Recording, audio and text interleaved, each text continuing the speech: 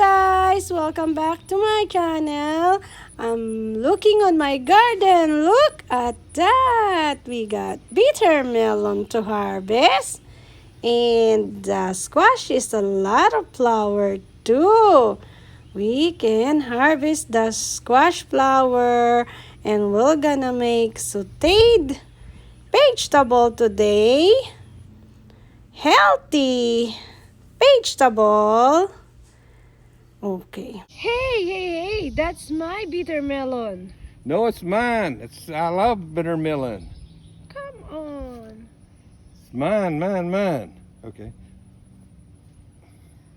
Dang it, you pick it up. Okay. Got a lot of flowers. Of my... You be there. Flower of the squash.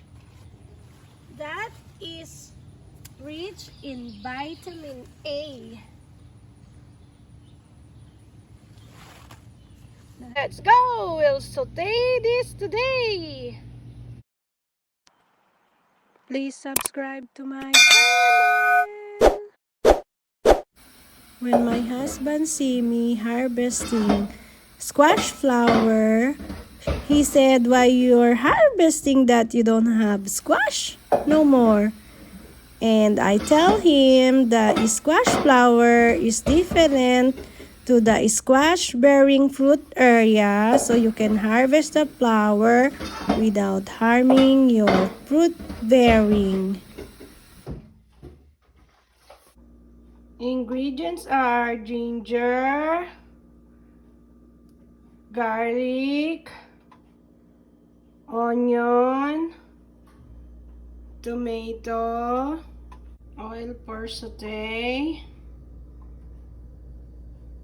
shrimp fry, or in Filipino, alamang. We put oil on our pan. First thing is to put our ginger. When the pan is too hot, I'm gonna put first the onion.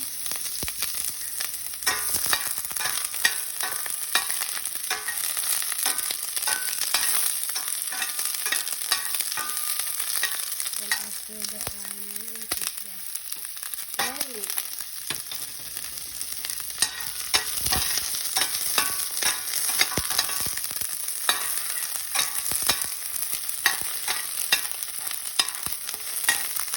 Then our tomato.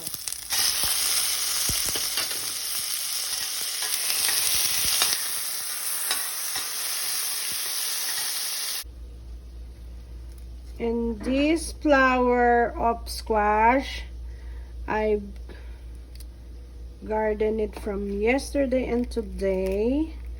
All we have to do is just clean it, like wash it very well. Then get this in the middle. And this is yesterday, so I'll just put it on the fridge with the... Then just remove the middle.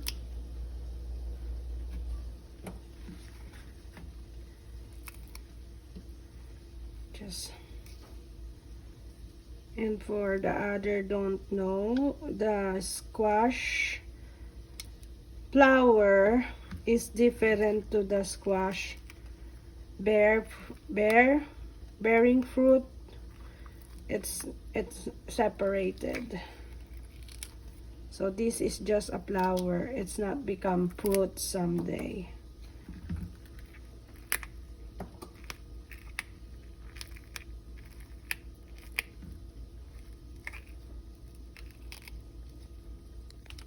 Bittermelon in Tagalog, it's ampalaya. A lady finger, it is okra in Tagalog. And the flower of squash, bulaklak ng kalabasa in Tagalog. Then after we saute all that with tomato, we're gonna put now our shrimp paste. The baby shrimp. Mix it very well.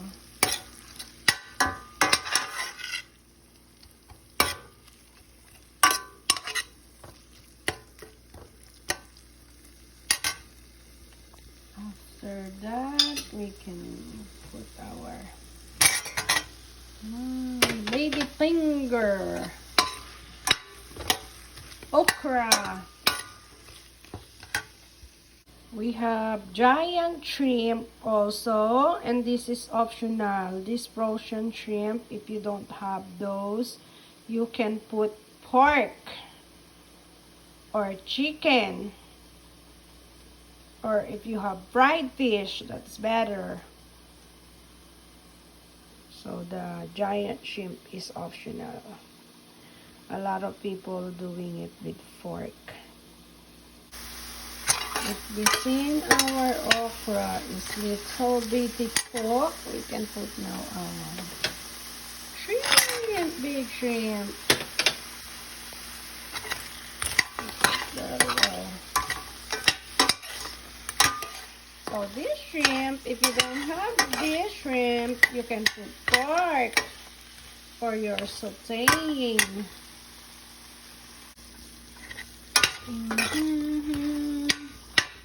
Now we can put our bittermelon.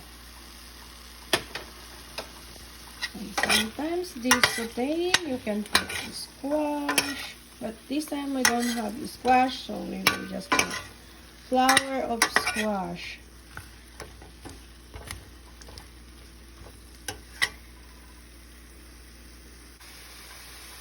This kind of ginisa or sauteing in some part of the Philippines, if they use alamang or shrimp paste, they call it ginisang Tagalog. And if ginisang Ilocano, the one they put is the bagoong, is the fish paste. So this one we're doing ginisang Tagalog. So the okra is cooked, and also the lady finger or okra is also cooked. Now we can put our, for the last part, our squash flower.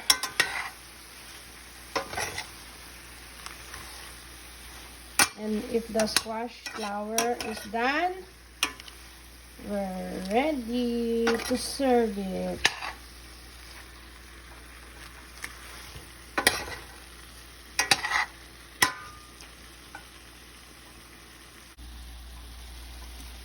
It's done.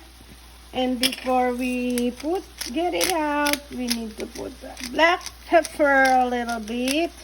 We don't put salt because the shrimp paste is enough to be our food be salty.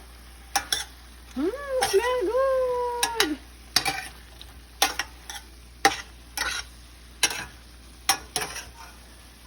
This is the finished product of our ginisang ampalaya with other vegetables.